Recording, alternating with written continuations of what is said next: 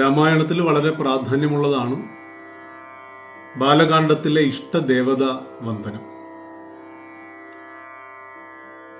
കാരണനായ ഗണനായകൻ ബ്രഹ്മാത്മകൻ കാരുണ്യമൂർത്തി ശിവശക്തി സംഭവൻ ദേവൻ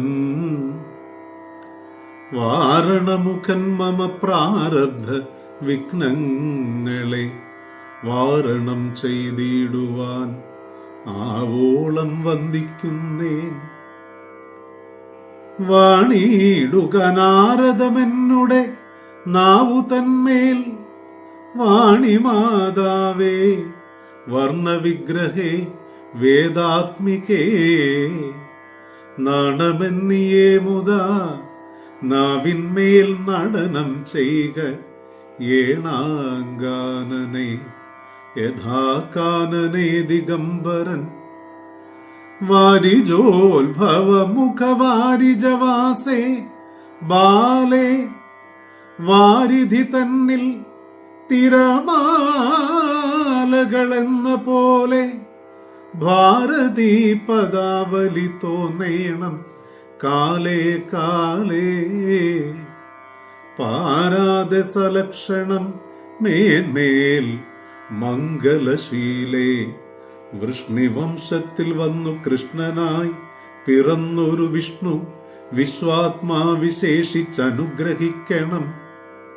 വിഷ്ണുജോത്ഭവസുത നന്ദനപുത്രൻ വ്യാസൻ വിഷ്ണു താൻ തന്നെ വന്നു പിറന്ന തപോധനൻ വിഷ്ണു തന്മായ ഗുണചരിത്രമെല്ലാം കണ്ട് കൃഷ്ണനാം പുരാണകർത്താവിനെ വണങ്ങുന്നേൻ.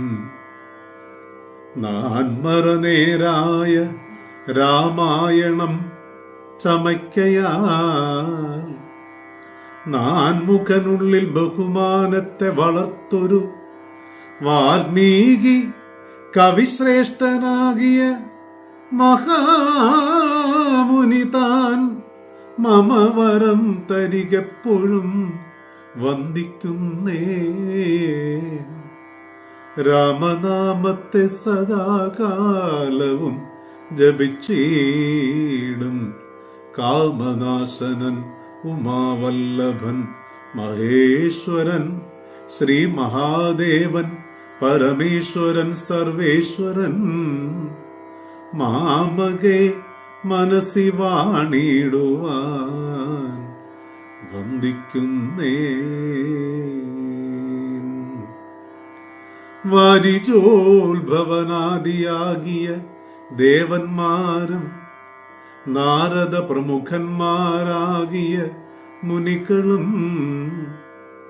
വാരിജ ശരാരാദി പ്രാണനാഥയും മമ വാരിജ മകളായ ദേവിയും തുണയ്ക്കണം. കാരണഭൂതന്മാരാം ബ്രാഹ്മണരുടെ ചരണാംബുജ ലീന പാംസു സഞ്ജയം മമ ചേതോദർപ്പണത്തിന്റെ മാലിന്യമെല്ലാം തീർത്തു ശോധന ചെയ്തിടുവാൻ ആവോളം വന്ദിക്കുന്നേ.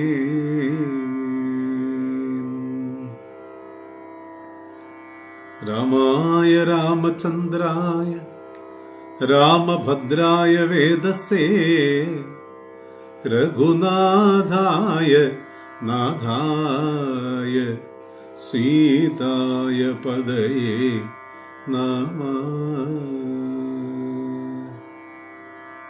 എല്ലാവർക്കും നമസ്കാരം. ഇവിടെ എഴുത്തച്ഛന്റെ ഇഷ്ടദേവത വന്ദനം ആണ് ഇവിടെ ഈ കഴിഞ്ഞ വരികളിലൂടെ സൂചിപ്പിക്കുന്നത്. ആദ്യമായി സൂചിപ്പിക്കുന്നത് ഗണാനാംപതിയായ ജ്ഞാനത്തിന്റെയും മോക്ഷത്തിന്റെയും ദേവനായ ഗണപതി ഭഗവാന്റെ അനുഗ്രഹ കടാക്ഷത്തിനു വേണ്ടിയാണ്. എല്ലാറ്റിനും കാരണനായ ബ്രഹ്മതത്വത്തെ അറിഞ്ഞിട്ടുള്ള ശിവഭഗവാന്റെയും ശക്തീശ്വരിയായ പാർവതി ദേവിയുടെയും പുത്രനായ ഗണപതി ഭഗവാൻ എല്ലാ തടസ്സങ്ങളെയും അതിജീവിക്കുന്നതിന് വേണ്ടി എന്നെ അനുഗ്രഹിക്കണമേ. അടുത്തതായി ഏതൊരു കവിയുടെയും ഏതൊരു എഴുത്തുകാരന്റെയും ഗായകന്റെയും ഒക്കെ നാവിന്മേൽ വിളങ്ങി നിൽക്കേണ്ടുന്ന വരിയാണ്.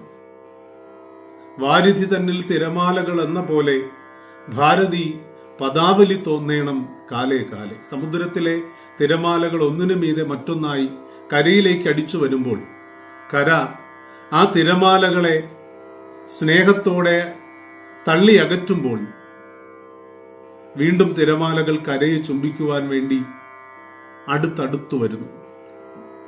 ഇതുപോലെ ആയിരിക്കണം ഒരു എഴുത്തുകാരന്റെ തൂലികത്തുമ്പിലെ ഭാഷയും ഒരു പ്രഭാഷകന്റെ നാവിൻ തുമ്പിൽ നിന്ന് വരുന്ന ആശയങ്ങളും ഒരു അധ്യാപകന്റെ മനസ്സിൽ നിന്ന് ഉരുവം ചെയ്യുന്ന വിജ്ഞാന ശകലങ്ങളും ഒരു സംഗീതജ്ഞന്റെ കണ്ഠത്തിൽ നിന്ന് ആവിർഭവിക്കപ്പെടുന്ന മധുര ശബ്ദവുമൊക്കെ രാഗ താള ലയ ഭാവവിന്യാസങ്ങളോടെ അവതരിപ്പിക്കുമ്പോൾ അവ ഓരോന്നും സരസ്വതി ദേവിയുടെ അനുഗ്രഹ കടാക്ഷത്തിന്റെ നിറവാണ് എന്ന് ചിന്തിക്കുവാൻ സാധിക്കണം എന്നാണ്.